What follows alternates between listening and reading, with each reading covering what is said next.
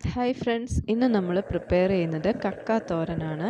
അപ്പോൾ കക്കയെന്ന് പറയുമ്പോൾ എല്ലാവർക്കും അറിയാമല്ലോ, കാൽസ്യങ്ങളുടെ കലവറയാണ് കക്കയെന്നാണ് പൊതുവേ പറയുന്നത്. ഇതിനകത്ത് ധാരാളം സിങ്ക്, വിറ്റാമിൻ B12, പ്രോട്ടീൻ എന്നിവ അടങ്ങിയിട്ടുണ്ട്. കൂടാതെ നമ്മുടെ ബ്ലഡ് പ്രഷർ കൺട്രോൾ ചെയ്യും. അപ്പം ധാരാളം ഹെൽത്ത് ബെനിഫിറ്റ്സ് ഉള്ളതാണ് കക്ക എന്ന് പറയുന്നത്. കക്ക വൃത്തിയാക്കുക എന്ന് പറയുന്നത് ഒരല്പം മെനക്കെട്ട പണിയാണ്. കാരണം ഓരോ കക്കയും എടുത്ത് അത് ഞെക്കി അതിൻ്റെ അഴുക്ക് കളയണം. ഈ അഴുക്ക് ഇരുന്നാൽ നമുക്ക് വയറുവേദന ഉണ്ടാവും.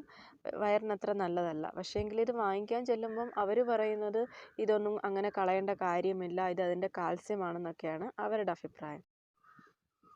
അപ്പോൾ ഞാനങ്ങനെ നമ്മുടെ കക്കയെല്ലാം വൃത്തിയാക്കി നന്നായി കഴുകി എടുത്തിട്ടുണ്ട്. ഇനി നമുക്ക് തോരൻ വെക്കാം. തോരൻ വെക്കാനായിട്ട് ഒരു അരമുറി സവാള, ഒരു 4-5 പച്ചമുളക്, 2-3 തണ്ട് കറിവേപ്പില, ഇഞ്ചി, വെളുത്തുള്ളി എന്നിവയാണ് വേണ്ടത്. അപ്പോൾ ഞാനിത് തോരൻ വെക്കാനായിട്ട് ഒരു മൺചട്ടിയിലേക്ക് മാറ്റിയിട്ടുണ്ട്.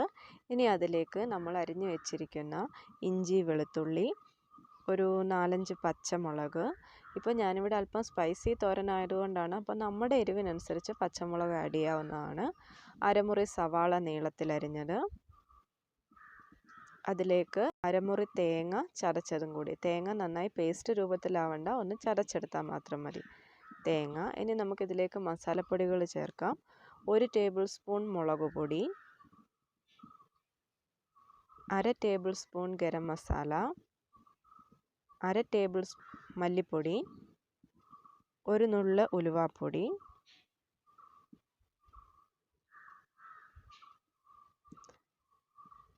ഒരു 1/2 ടീസ്പൂൺ മഞ്ഞൾപ്പൊടി, ഉപ്പ്, ഒരു 2-3 തണ്ട് കറിവേപ്പില. ഇത്രയും കൂടി ഇട്ട് നന്നായി ഒരു കൈയോ സ്പൂണോ ഉപയോഗിച്ച് നന്നായി ഒന്ന് ഇളക്കിയെടുക്കാം. അപ്പോൾ മസാലയെല്ലാം എല്ലായിടത്തും പിടിച്ചൊന്ന് നന്നായി ഒന്ന് ഇളക്കിയതിന് ശേഷം ഇത് വേവാൻ ആവശ്യമായ വെള്ളം ഒഴിച്ചു കൊടുക്കാം. അപ്പം ഞാനിവിടെ എപ്പോഴും കക്ക വേവിക്കുമ്പം അത് നികന്ന് കിടത്തക്ക രീതിയിലാണ് വെള്ളം ഒഴിക്കുന്നത്.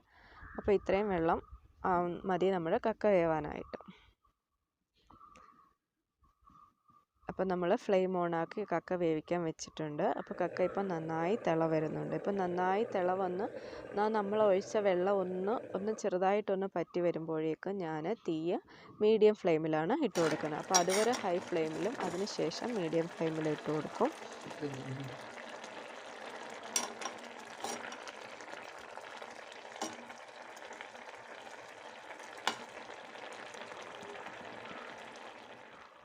അപ്പോൾ നമ്മുടെ കക്ക ഇവിടെ റെഡിയായിട്ടുണ്ട്. നമ്മുടെ ഒഴിച്ച വെള്ളമൊക്കെ പറ്റി കക്ക നന്നായി വെന്ത് വന്നിട്ടുണ്ട്.